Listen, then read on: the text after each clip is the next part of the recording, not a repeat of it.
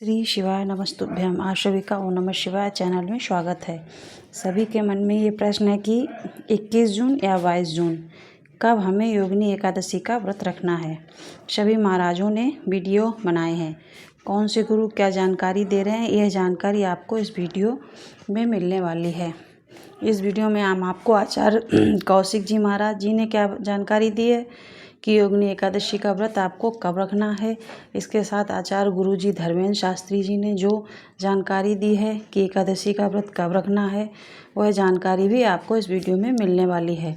और आचार्य आनंद कृष्ण ठाकुर जी ने क्या जानकारी दी है, वह जानकारी भी आपको इस वीडियो में मिलने वाली है।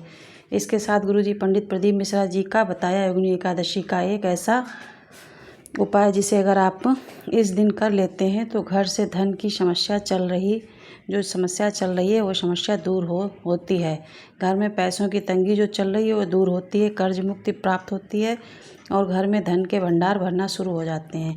पैसों की किल्लत दूर होके घर में धन संपदा की वृद्धि देखने को मिलती है। संपूर्ण जानकारी आपको इस वीडियो के माध्यम से मिलने वाली है ताकि आप सही एकादशी व्रत रख सकें। सबसे पहले बढ़ते हैं कौशिक जी महाराज जी ने क्या कहा। तो आपको बता दें, कौशिक जी महाराज जी ने एक वीडियो अपलोड किया है, लगभग 4 मिनट का वीडियो है, जिसमें आप देख सकते हैं कि जिसमें टाइटल भी उन्होंने यही लिखा है कि 21 या 22 जून योगिनी एकादशी कब है, ग्रंथ से स्पष्ट समाधान और 88,000 ब्राह्मण भोज का फल मिलता है। योगिनी एकादशी का व्रत रखने से इस वीडियो में गुरुजी ने यह बताया कि अगर आप योगिनी एकादशी का व्रत रखना चाहते हैं तो ये व्रत आपको 22 जून को रखना है, क्योंकि कौशिक महाराज जी ने बताया कि अगर आप 21 जून की योगिनी एकादशी का व्रत रखते हैं तो इसमें दशमी की तिथि है और दशमी की तिथि शुरू हो और उसके बाद एकादशी की तिथि शुरू हो, और ऐसे में अगर आप दशमी युक्त एकादशी का व्रत रखते हैं तो वर्ष भर में जितनी भी आपने एकादशी का व्रत रखा है सबके पुण्य फल समाप्त हो जाते हैं। तो कौशिक जी महाराज जी ने कहा 22 जून को आपने योगिनी एकादशी का व्रत रखना है।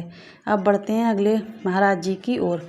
आचार्य पंडित धर्मेंद्र शास्त्री जी ने भी यही जानकारी दी है कि अगर आप योगिनी एकादशी का व्रत रखना चाहते हैं तो वह आपको 22 जून को रखना है और व्रत का पारण आपको 23 जून को करना है, क्योंकि पारण हमेशा द्वादशी तिथि में किया जाता है।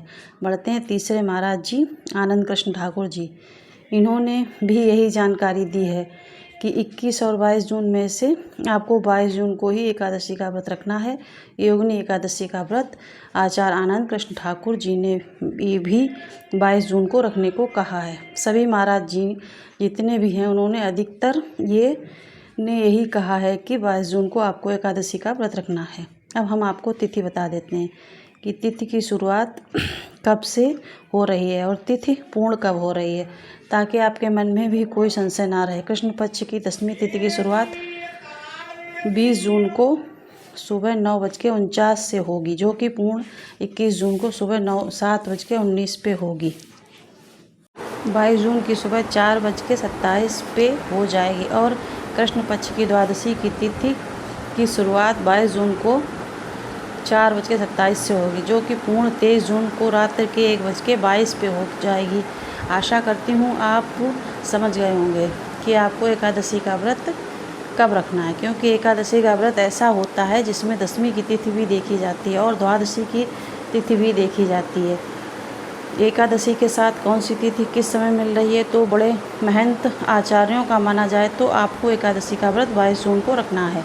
और अगर आप अपने कैलेंडर में देखेंगे तो आपको एकादशी की जो व्रत है वह 21 जून को देखने को मिलेगा। अब बढ़ते हैं अगली जानकारी की ओर। अगर आप गुरु जी पंडित प्रदीप मिश्रा जी का एकादशी का कोई उपाय करना चाहते हैं तो यह उपाय आप 21 जून और 22 जून दोनों दिन कर सकते हैं।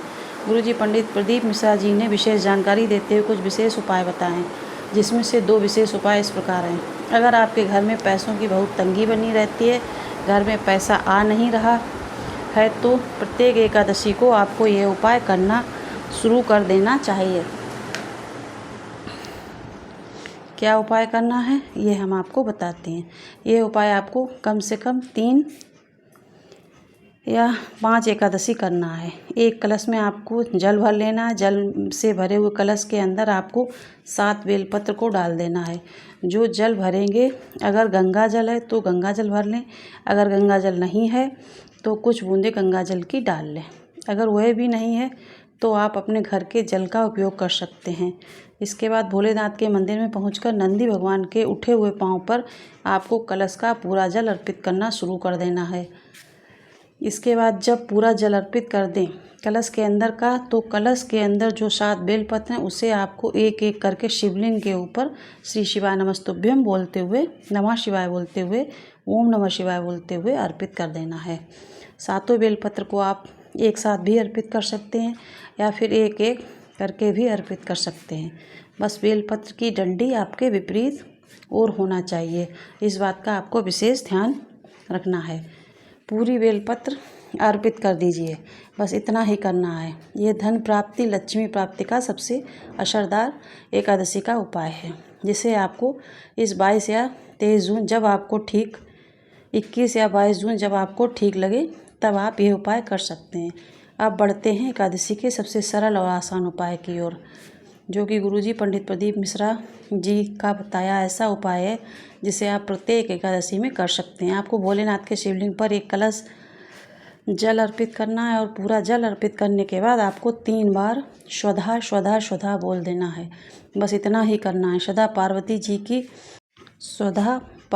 जी की नानी हैं, पितृक में निवास करती हैं और मात्र इतना स्वधा नाम स्मरण कर देने से शिवलिंग पर जल अर्पित करने के बाद आपके घर में एक कमाऊ सवा खर्च होने वाली समस्या दूर हो जाती है। घर में पैसा टिकता है। बीमारियों से जो पैसा जा रहा है वह घर में बीमारियां दूर होने के कारण घर में पैसा जुड़ना शुरू हो जाता है।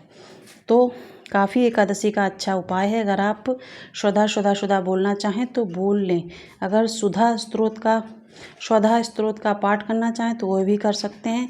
आपको शुभ फल की प्राप्ति होगी। कई लोगों का यह प्रश्न रहता है कि एकादशी के दिन हमें क्या करना चाहिए, क्या नहीं करना चाहिए। एकादशी के दिन हमें क्या करना चाहिए, क्या नहीं करना चाहिए। तो सबसे पहली बात, एकादशी के दिन आपको चावल बिल्कुल भूलकर भी ग्रहण नहीं करना चाहिए। एकादशी के दिन चावल को ग्रहण करना, चावल का सेवन करना वर्जित माना जाता है, या फिर चावल से बनी हुई कोई भी चीज़ का आपको इस दिन सेवन नहीं करना है। एकादशी के दिन आपको किसी भी वृक्ष की पत्तियाँ नहीं तोड़ना है। पर सभी को पता है भगवान विष्णु को तुलसी अत्यंत प्रिय है, तो ऐसे में आप एक दिन पहले तुलसी दल तोड़ सकते हैं और उसे आप फ्रिज में रख सकते हैं या फिर ठंडे गीले कपड़े में लपेट के रख सकते हैं, और जिसका उपयोग आप एकादशी के दिन कर सकते हैं। क्योंकि एकादशी के दिन किसी भी वृक्ष की पत्तियां तोड़ने से आपको अशुभ फल की प्राप्ति होती है, जो कि आपके भविष्य के लिए अच्छा नहीं रहता है। एकादशी के दिन आपको व्रत रखना चाहिए। व्रत रखते ना बने शारीरिक समस्या है तो ऐसे में आप फलाहार कर सकते हैं, पर अत्यंत अधिक समस्या होने के कारण आप फलाहार के साथ साथ भोजन भी ग्रहण कर सकते हैं। अगर फलाहार ना कर पाएँ, भोजन की ही ज़रूरी है तो भोजन भी करें। बस आपके मन में भगवान का चिंतन होना चाहिए, दूसरे के लिए शुभ और अच्छे विचार होना चाहिए, तभी आपको एकादशी व्रत का शुभ फल प्राप्त होता है। देवशयनी एकादशी के पहले आने वाली इस योगिनी एकादशी से जुड़ी है की हुई जानकारी आपको उपयोगी लगी होगी तो इस वीडियो को लाइक कीजिए, और अगर आपने अभी तक हमारे